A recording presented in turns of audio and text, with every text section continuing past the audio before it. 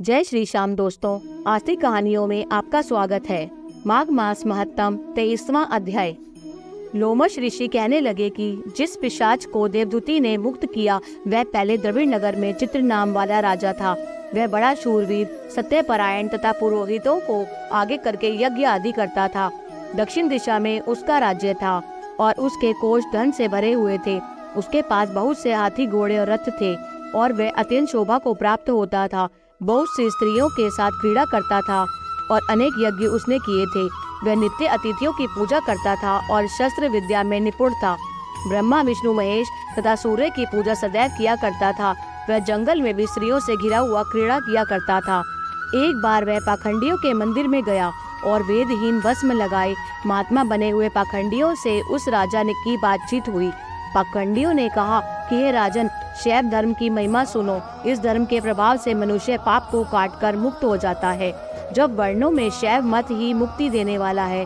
शिव की आज्ञा के बिना दान, यज्ञ और तपों से कुछ नहीं बनता। शिव का सेवक होकर भस्म धारण करने, जटा रखने से ही मनुष्य मुक्त हो सकता है। जटा धारण करने तथा भस्म लेपन से ही मनुष्य शिव के समान हो जाता है। इसके बराबर कोई पुण्य नहीं है। जटा भस्म धारण किए हुए सभी योगी शिव के सदृश होते हैं। अंध, जड़, नपुंसक तथा मूर्ख सब जटा से ही पहचाने जाते हैं। शूद्र वर्ण के शैव भी पूजनीय हैं। विश्वामित्र क्षत्रिय होकर तप से ब्राह्मण हो गए। वाल्मीकि चोर होकर उत्तम ब्राह्मण हो गए। अतः शिव पूजन में किसी बात का विचार नहीं है। तप से ही ब्रह्मत्व प्राप्त होता है, जन्म से नहीं।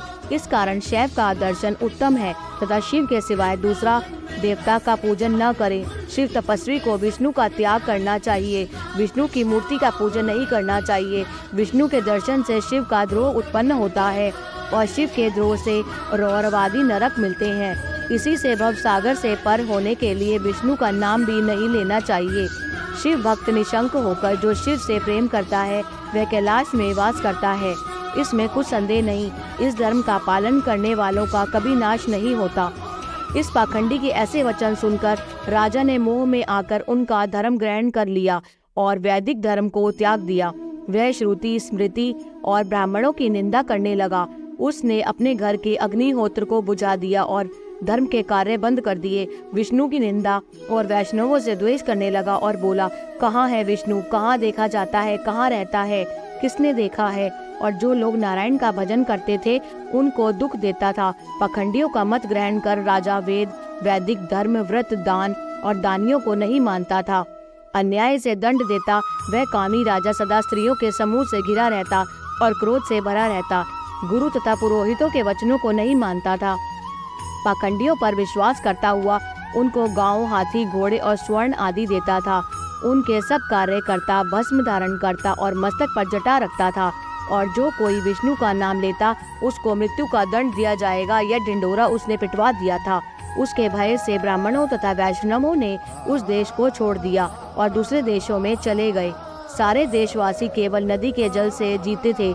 जीविका से दुखी होकर वृक्ष आदि नहीं लगाते थे, न ही खेती बाड़ी करते थे। प्रजा अन्न के अभाव से गला सड़ा अन्न भी खा लेती थी। आचार, विचार, अग्नि क्रिया सबको छोड़कर काल रूप की तरह वह राजा शासन करता था।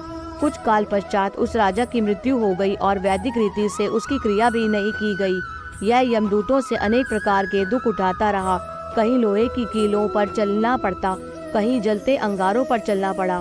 जहाँ सूर्य अति तीव्र था और न कोई छाया का वृक्ष था, कहीं लोहे के डंडों से पीटा गया, कहीं बड़े बड़े दांतों वाले भेड़ियों और कुत्तों से काटा गया। इस प्रकार दूसरे पापियों का हाहाकार सुनता हुआ वह राजा यमलोक में पहुंचा। जय श्री श्याम।